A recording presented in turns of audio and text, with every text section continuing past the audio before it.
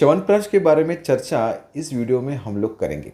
देखिए, हर घर में च्यवनप्राश ये सेवन किया जाता है और ज़्यादा करके जब ठंडियों का मौसम होता है उस समय च्यवनप्राश का सेवन बहुत सारे लोग करते हैं।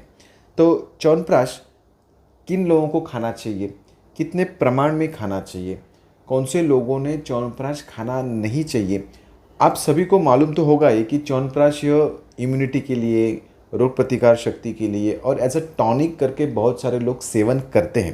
लेकिन इससे भी और ज़्यादा इसके फ़ायदे कौन कौन से हमें होते हैं, कौन कौन से ऐसी कंडीशंस है जिसमें च्यवनप्राश अगर हम खाएंगे तो हमें और अच्छा लाभ होगा, इसके बारे में दोस्तों इस वीडियो में एकदम शॉर्ट में से देखते हैं।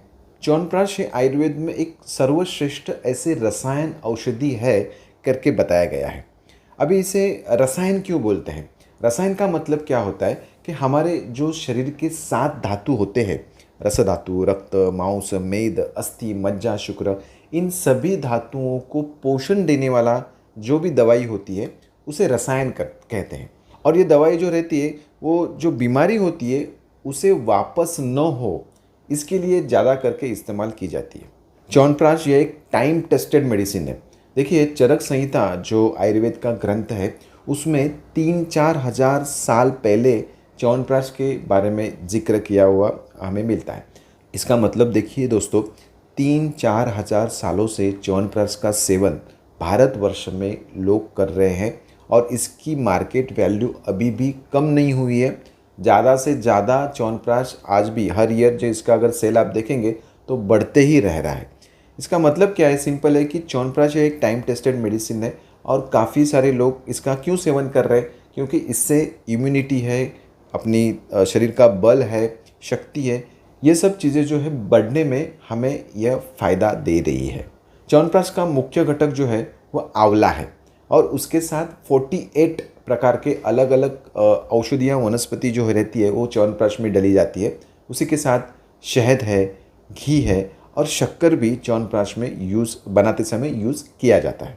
च्यवनप्राश का अपने शरीर पर मेन प्रभाव क्या होता है? तो यह इम्यूनिटी हमारी बढ़ाता है, रोग प्रतिकार शक्ति बढ़ाता है। काफ़ी सारे लोग रहते हैं कि उनको एलर्जी की शिकायत रहती है, सर्दी होती रहती है, जुकाम होता है, अस्थमा जैसी बीमारियां हैं, जिन्हें भी श्वास कास यानी फेफड़े संबंधित जो भी बीमारियां हैं, कफ होना, छाती में सर्दी होना, ऐसे जो लोग हैं ना उन्हें च्यवनप्राश का सेवन जो है वो फ़ायदेमंद होता है। अभी इसके आगे मैं बताऊंगा कि कौन से लोगों ने च्यवनप्राश जो है वो नहीं सेवन करना चाहिए। इसके पहले मैं आपको इंडिकेशंस, मैंने च्यवनप्राश से कौन कौन से अलग अलग प्रकार की बीमारियों में फ़ायदा होता है वो मैं आपको बता रहा हूँ। तो पहली चीज़ जो है कि जिन लोगों को बार बार सर्दी खांसी होती है, जिनके फेफड़े कमज़ोर है, जैसे कि COPD जैसी बीमारी है, ब्रोंकियल अस्थमा है, ILD है, इस प्रकार जो बीमारियाँ हैं इसमें फेफड़े, लंग्स की कमजोरी पाई जाती है। तो ऐसे बीमारियों में च्यवनप्राश जो है एज अ रसायन करके आप ये ठंडी के मौसम में 1 महीना, 2 महीना या 3 महीना ऐसे आप च्यवनप्राश का सेवन जो है वो कर सकते हैं। कितने प्रमाण में हमें च्यवनप्राश सेवन करना चाहिए? 5 ग्राम या फिर 10 ग्राम सुबह में खाली पेट, ऐसे प्रमाण में आप च्यवनप्राश जो है वो ले सकते हैं। जैसे कि 1 बड़ा चम्मच आप सुबह में खाली पेट च्यवनप्राश लेना है और उसके बाद 1 घंटा कुछ नहीं खाना है, उसके बाद आप खा सकते हैं। अगर आप बिज़ी हो, आपको खाना पड़ेगा, ऑफिस में जाना है, तो आप खा भी सकते हो। लेकिन अगर नहीं खाएंगे थोड़ा सा टाइम, च्यवनप्राश को थोड़ा सा पचने को थोड़ा अवधि देंगे तो और अच्छे से आपके बॉडी में वो एसिमिलेट होगा और अपना प्रभाव दिखाएगा। कमजोरी, थकान अगर आपको बार बार परेशान कर रही है तो च्यवनप्राश आपको फ़ायदा दे सकता है, क्योंकि ये शरीर की दुर्बलता कम कर देता है और शरीर का बल बढ़ाता है। बहुत सारी बीमारियां होती है उसमें हमें कमजोरी आती है, माने हमें टाइफाइड होके गया या फिर हमें कुछ इन्फेक्शन होने के बाद हमारा शरीर थोड़ा सा कमज़ोर हो जाता है। तो ऐसे समय पर शरीर को फुर्ती देने के लिए भी आप 15 दिन, 1 महीना ऐसे च्यवनप्राश का सेवन जो है वो कर सकते हैं। जैसे च्यवनप्राश फेफड़ों को शक्ति देता है, वैसे ही च्यवनप्राश हमारे हृदय, हार्ट को भी शक्ति देता है।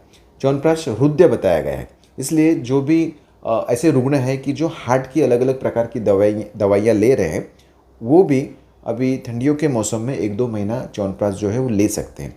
हार्ट के समझो बाईपास हुआ है, एंजियोप्लास्टी हुआ है, वाल्व रिप्लेसमेंट वगैरह ऐसी सर्जरी हुई है या फिर हृदय के संबंधित कोई बीमारी आपको है, तो ऐसे समय पर आप 1 चम्मच सुबह में खाली पेट च्यवनप्राश जो है वो ले सकते हैं। लेकिन इसमें कैसे है कि आप आपके आयुर्वेद डॉक्टर के परामर्श भी लेना ज़रूरी है, क्योंकि ये भी दवाई है।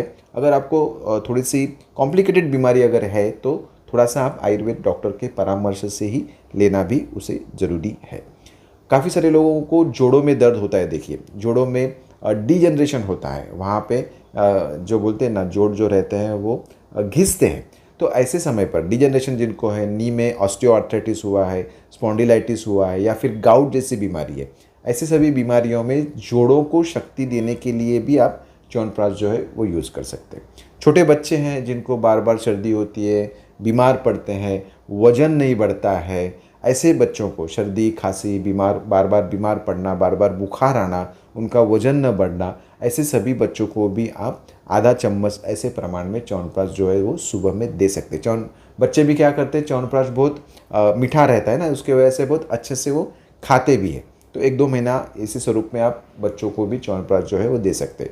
जो भी वृद्ध व्यक्ति है, हाँ, जिनका उम्र 60, 70, 80 ऐसे साल है, ऐसे लोगों को भी च्यवनप्राश सेवन करना चाहिए, क्योंकि मैं जैसे बताया आपको पहले कि ये रसायन औषधि है, हमारे शरीर की शक्ति को बढ़ाने वाली है। और जैसे उम्र हमारी बढ़ती है, 60 के बाद हमारी जो उम्र आती है उसमें शरीर में वात का प्रकोप भी होता है, और वात के प्रकोप से शरीर का क्षय होता है। तो इस क्षय को कुछ थोड़ा सा रुकाने के लिए हम च्यवनप्राश का इस्तेमाल कर सकते हैं। आयुर्वेद में एक अच्छा कंसेप्ट है जिसे बोला जाता है वयस्थापन। वयस्थापन माने कैसे क्या होता है कि अभी देखेंगे तो हर एक क्षण हमारा जो उम्र है वो बढ़ते ही जा रहा है। हम सभी लोग एक वृद्ध अवस्था के आगे आगे हम लोग जा रहे हैं। तो ऐसे में ये जो हमारा ट्रांसफॉर्मेशन हो रहा है वो थोड़ा सा स्लो हो, इसके लिए हमें रेगुलर एक्सरसाइज, रेगुलर अच्छा खाना खाना, नींद अच्छी लेना, और साथ में च्यवनप्राश जैसी दवाइयाँ इन बिटवीन लेते रहना, ये भी दोस्तों बहुत बहुत ज़रूरी है। अगर आपका बहुत सारा बात करने का काम है, बहुत सारे लोग रहते हैं कि जिन्हें बहुत सारा बोलना पड़ता है, या फिर बुद्धि का काम ज़्यादा रहता है, मानसिक श्रम ज़्यादा होते हैं, साइकोलॉजिकल स्ट्रेस ज़्यादा होता है, ऐसे लोग भी अगर च्यवनप्राश सेवन करते हैं तो उनका मानसिक श्रम जो है वह भी कम होने में अच्छा फ़ायदा होता है। तो दोस्तों, अगर आपको ऐसे प्रकार की कंडीशंस है तो आप च्यवनप्राश ज़रूर लें।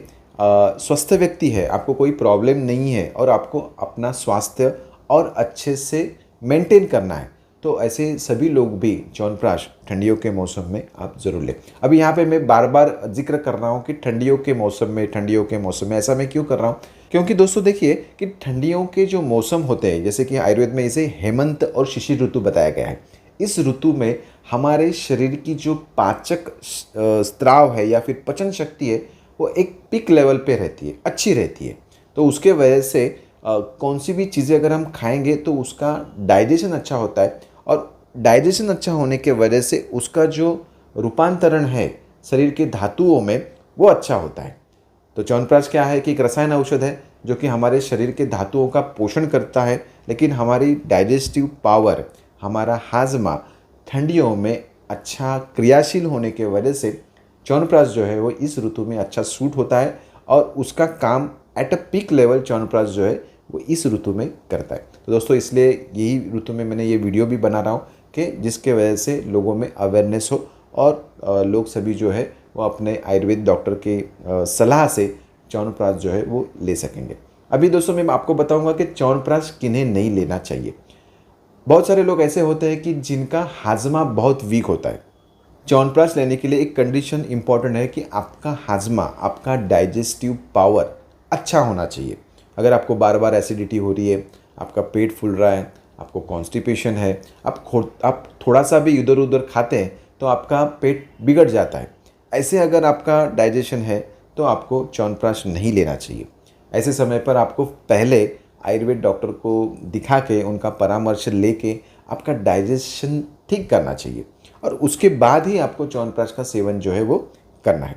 उसके बाद बहुत सारे लोग रहते हैं वो मोटे रहते हैं, जिनका वज़न ज़्यादा रहता है। अभी हम लोग देख रहे थे कि च्यवनप्राश क्या करता है, वज़न बढ़ाता है। तो ऐसे कंडीशन में अगर आपका वज़न ज़्यादा है, स्थूल हो आप, आपके शरीर में फैट ज़्यादा है, कोलेस्ट्रॉल ज़्यादा है, हाँ, तो ऐसे कंडीशन में आपको च्यवनप्राश जो है वो नहीं लेना है।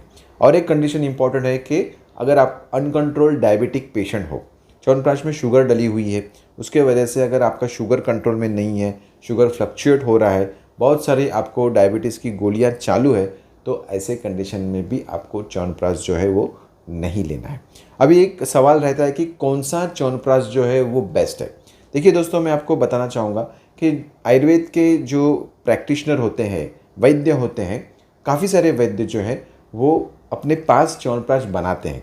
माने जैसे आंवला लेके आते हैं, अलग अलग प्रकार की आयुर्वेदिक दवाइयाँ लेके आते हैं, शहद है, घी है, ये सब लेके आकर वो उनके क्लिनिक के यहाँ पे बनाते हैं। तो ऐसा अगर आपको च्यवनप्राश अगर मिल रहा है कि जो आयुर्वेदिक वैद्य खुद बना रहे हैं और फ्रेश बना रहे हैं, तो उससे आपको और अच्छा फ़ायदा हो सकता है। ठीक है, और आपको जो आपका जो शरीर का जो धातुएं हैं उनको पुष्ट होना है वो अच्छे से अचीव हो सकता है। तो इसलिए मेरी आपको गुजारिश है कि जो भी आयुर्वेद के वैद्य आपके आसपास च्यवनप्राश बना रहे उनके पास आप जाइए, उनको आप अप्रोच करिए और उनसे ही आप च्यवनप्राश ज़रूर लें। तो दोस्तों, ये च्यवनप्राश के बारे में वीडियो आपको कैसे लगा मुझे आप कमेंट बॉक्स में टाइप करके ज़रूर बताइए। ये इन्फॉर्मेशन आपको अगर अच्छी लगी हो तो ज़रूर एक लाइक करें। हमारा जो चैनल है आयुर्वेद शास्त्र इन हिंदी, इसे सब्सक्राइब करिए, जिसके वजह से आपको क्या होगा, आपको ऐसे ही अलग अलग बहुत ही इम्पोर्टेंट और आपके फ़ायदे के वीडियो लगातार मिलते रहेंगे। दोस्तों, अभी यहाँ पे ही रुकता हूँ, आगे चलकर कुछ अच्छा वीडियो आपके लिए बनाऊँगा। तब तक धन्यवाद, शुभ रात्रि।